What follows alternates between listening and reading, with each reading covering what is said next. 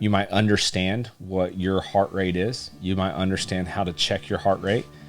You might go into the doctor for a checkup and see on a vital signs machine your pulse, how many times, your weight.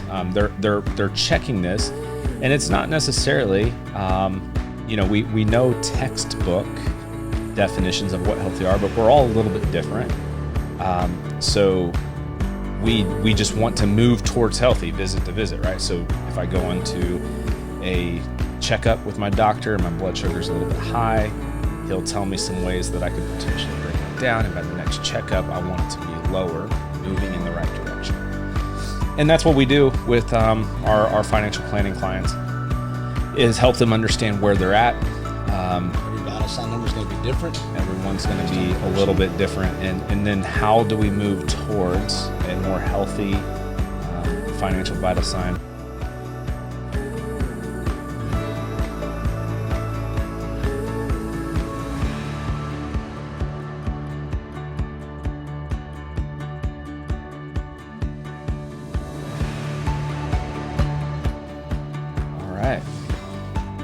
Episode 6. Episode 6. Hey, welcome guys. And today we're going to jump into another financial vital sign that we like to monitor. That's part of our health kind of financial planning, health vital signs monitoring program that we do a lot of education around. We help clients to understand their financial vital signs. So much like you might understand what your heart rate is. You might understand how to check your heart rate.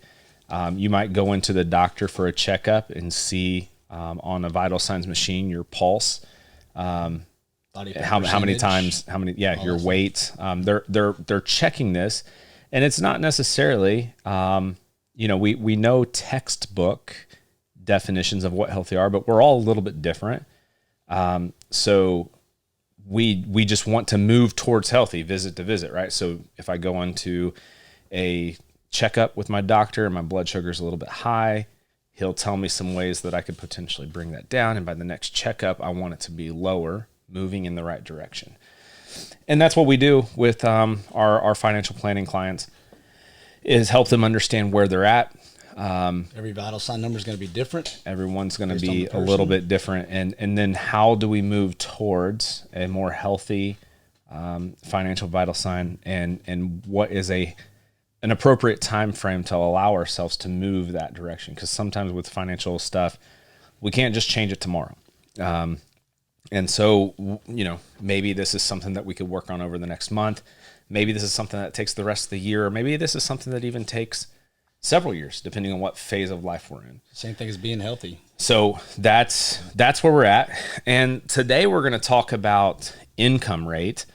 One thing I'll say about this one, if you're typically one that's not necessarily watching the video, you're listening to it, this might be something that you actually want to watch via YouTube and pay attention, because we're actually going to show the inside of our app that we leverage for this to kind of give you an understanding. And also, if you are onboarding with us as a financial planning kind of health vital signs client, this is a great way to kind of just see one of the inputs, one of the pieces of data that you're going to put in. So income rate, a vital sign that measures your current net worth, and we divide that by your total estimated lifetime income.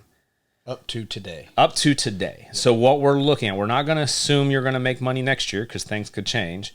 So we're not looking into the future, but we're looking from today through your work history. So your total estimated lifetime income, if you're a brand new worker, say you're 18 years old and you've had a part-time job through high school, your total estimated lifetime income might be very small.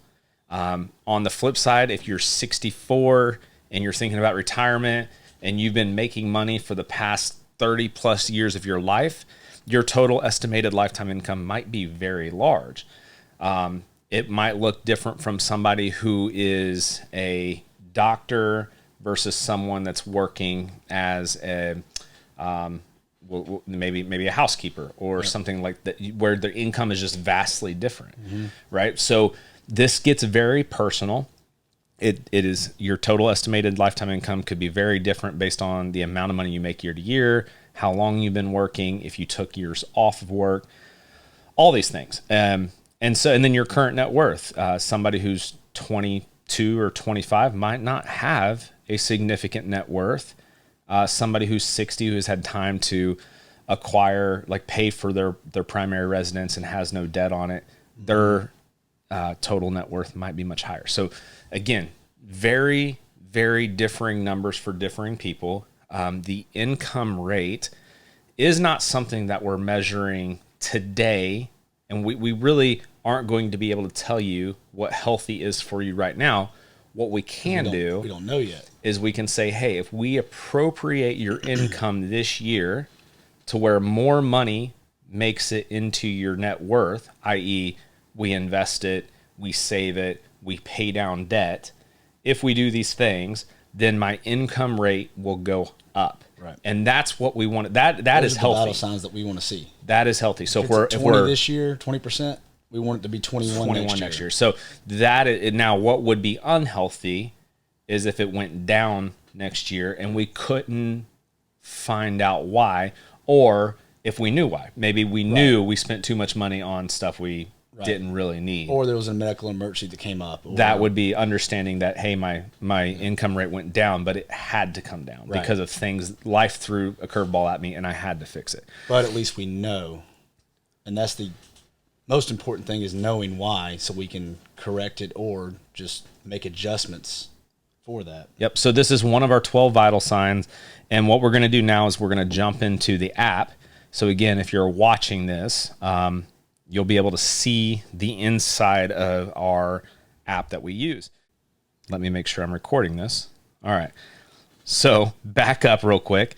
We're going to click. What is the name of our sample client here? Dr. Pepper. Dr. Pepper. So Dr. Pepper is opening the app. This is what they see. And we're going to click into the red brick that is income rate, kind of right in the middle of the screen. And in the income rate here, again, it just reads, the income element will help you see how your income is allocated and allow you to see your income rate. So getting started, we're going to click get started, and it's going to ask me a series of 3 questions. All right. So some assumptions are going to get made. The first question is, how much money do I anticipate making this year? So if you're a household, recommend you use your household total income for this number. Gross income, right? Gross income is what we're looking for. A few considerations. So if you're a business owner or you're working alongside a business, maybe taking draws, we want that total income to be accounted for.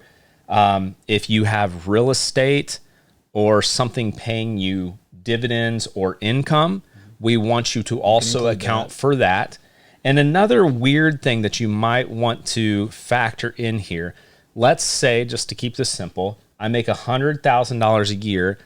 I put 4% into my 401k, and my employer matches 4%. So I put in off 100,000, I'm putting in 4,000. My employer's matching 4,000. My income for this number would actually be 104,000 because my employer is giving me 4,000 extra dollars there. Okay, so we're including that as your income. Yep. So Dr. Pepper makes $145,000 total gross income a year. The next question is employment history. So we want to know when the first year you started making money. All right. So this doesn't have to be exact. Don't stress about this too much. If you do want it to be exact, you can go to ssa.gov. And we'll work through that in a second. Yeah. But in this case, I know, like Dr. Pepper, I'm filling this out as Dr. Pepper, that I started working in high school, and roughly 1999 was my first year of work. It was a part-time gig that I held for several years. Wasn't much, but I'm still going to account for it. So I clicked 1999. I go to next, and my first year's income. Man, I don't even remember. But again, doesn't wholly matter. We want a good estimate. I know it was a part-time job. I know I picked up the job later in the year. So we're just going to say I made $6,000 my very first year of working in life. Done. All right. So now we get to a screen, that shows our income rate. So a couple key things here. Dr. Pepper's income rate is 14%. His total estimated lifetime income. So from the first year he started working in 1999 until now, we've estimated him making a little over $1.8 million in his life. So one thing that we want to do here is first the caret next to that graph. We're going to click that, and it's going to take us into a screen where it shows our inputs and assumptions. In this case, we are estimating currently in 2022, Dr. Pepper makes $145,000. And we know that first year of income, you want to delete that one because that one shouldn't be there. We know the first year in 1999, Dr. Pepper made $6,000. So you can kind of see the inputs that we put in are bright white. The assumptions that we're making is steady growth over time, and those are light gray. Now, a couple things here. It's pretty easy to go back. If I want to refine this to make it more exact, we remove assumptions and put exact data. So in this case, in 2021, I can go look at my tax return. Another really easy way to do this is to go to ssa.gov. If you're logging in for the first time, you'll have to, it's kind of a, there's some hurdles to jump. You got to verify yourself a whole bunch.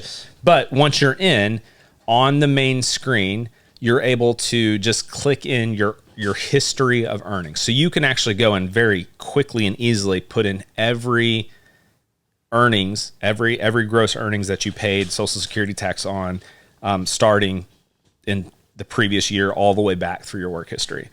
So in this case, Dr. Pepper didn't make $138,000 in 2021. He made $145,000 also that year. He didn't get a pay raise this past year.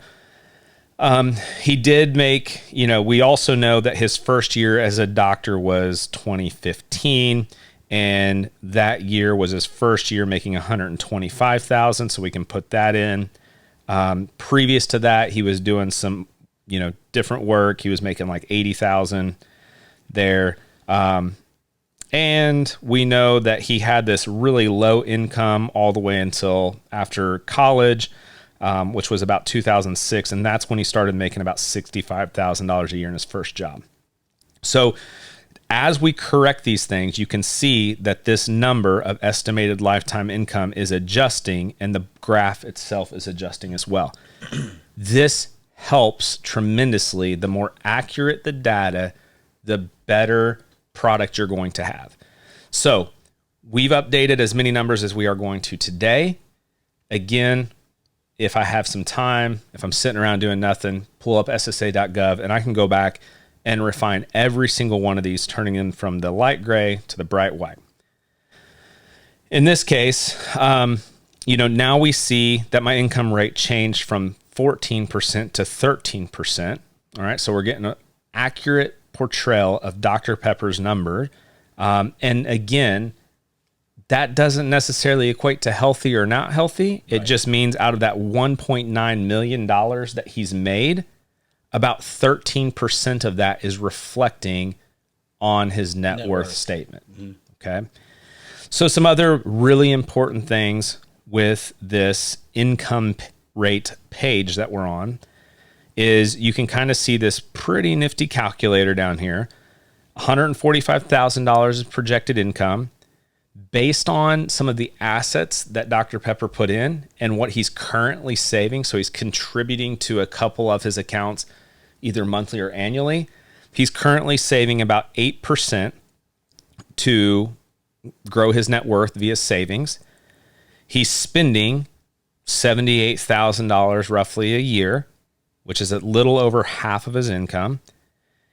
He's paying down debt. So we can assume Dr. Pepper has a mortgage. He's paying a little under $2,000 a month on his mortgage statement for a total of just about $20,000 a year.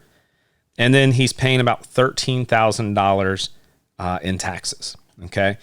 The problem here is we really want these four numbers to add up to 100. And in this case, Dr. Pepper's is only adding up to 85. So we have some unaccounted for money.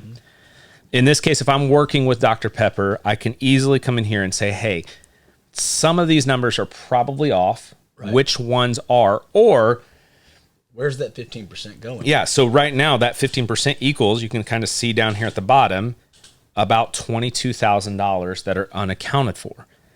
Is Dr. Pepper spending this money? Or is it savings that we haven't inputted yet? Maybe his tax rate is a little off, so I might want to say, hey, let's go verify our tax return from last year and just make sure we only paid $13,000 in taxes.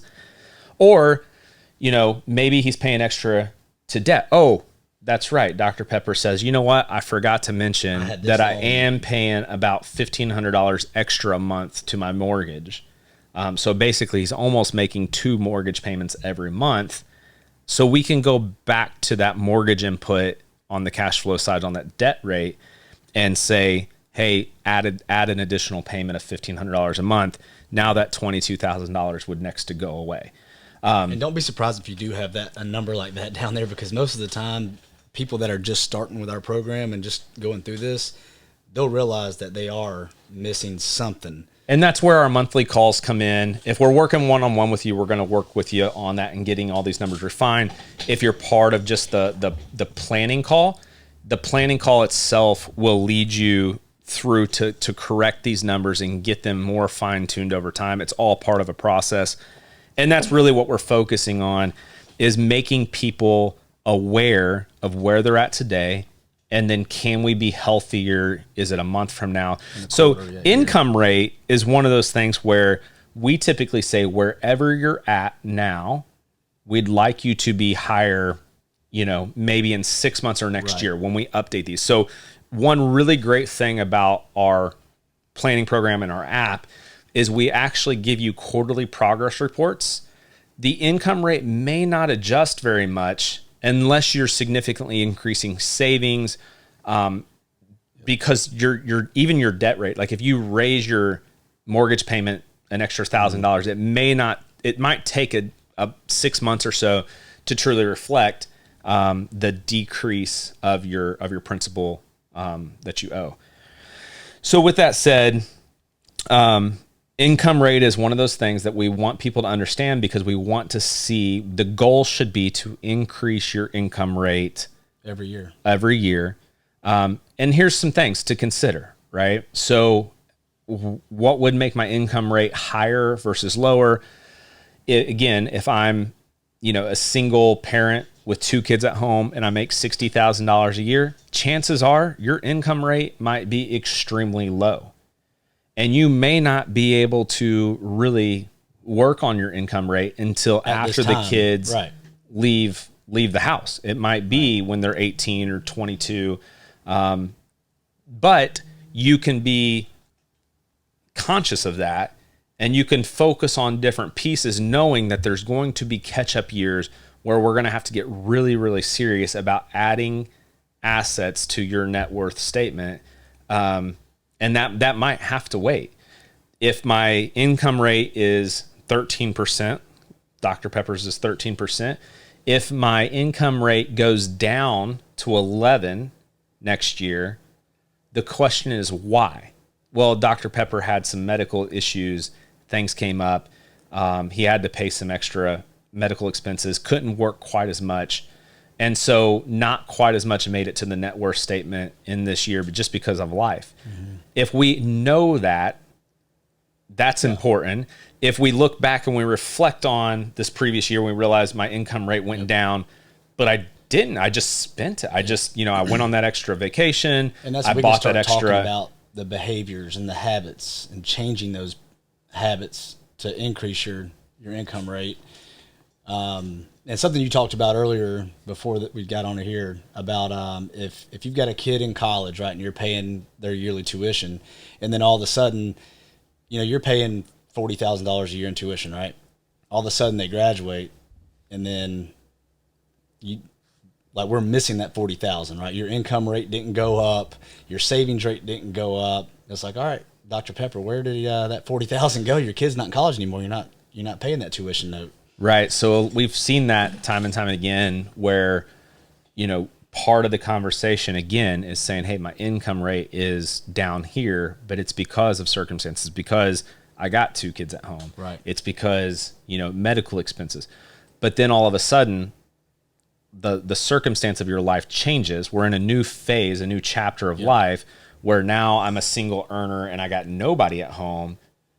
But now instead of playing catch up on the net worth statement, I'm playing catch up on things that I've missed out on purchasing for myself. Right. That's not necessarily a good or bad thing. It's just, what if we had the plan, if the plan was, hey, in 3 years, my kids will be out of the house and I'll be able to save a lot more.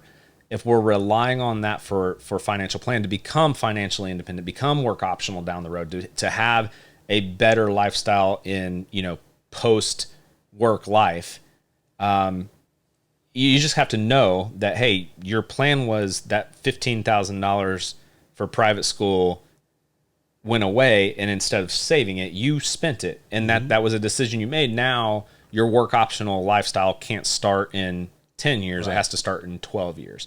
So that's really the nature of the conversation.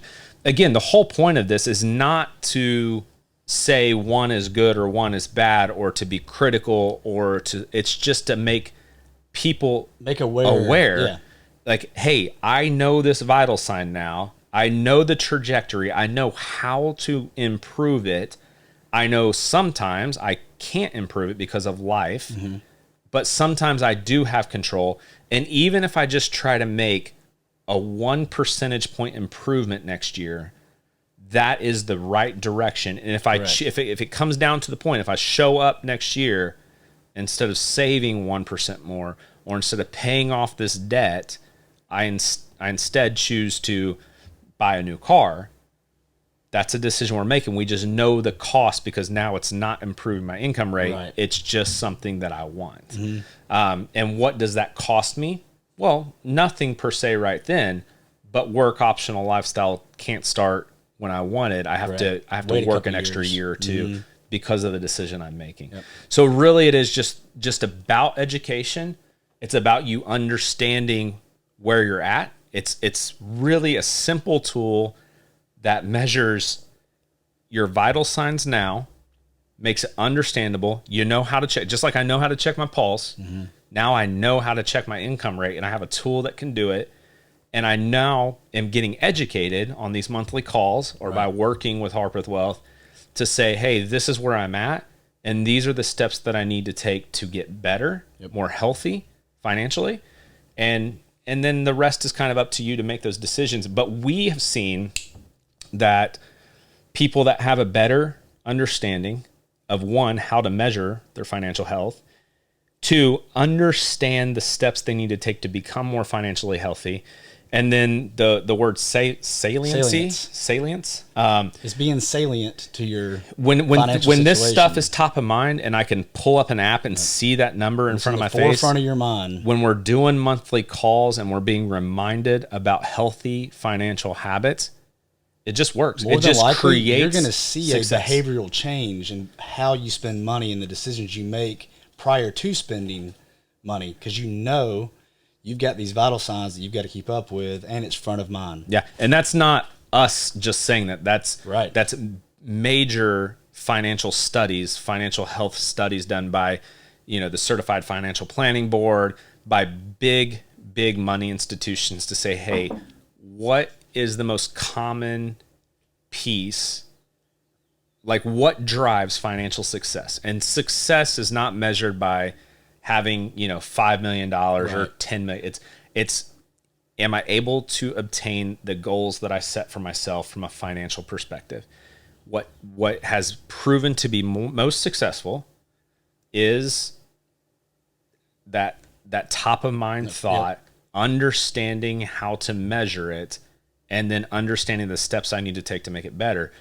And then there's another huge correlation between financial success and what people are doing. And another area is owning a primary residence without a mortgage.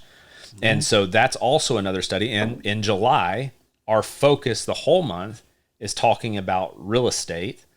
And so we're going to make people understand more about how real estate fits into the greater financial discussion, the greater financial idea, and how it interprets, how it can correlate to financial success down the road.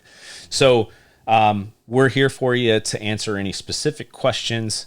Feel free to call or email us. If you're interested in getting access to this app, we're happy to take a call. We want as many people to have this because we think it is super incredible to just take super complex things and make them simple.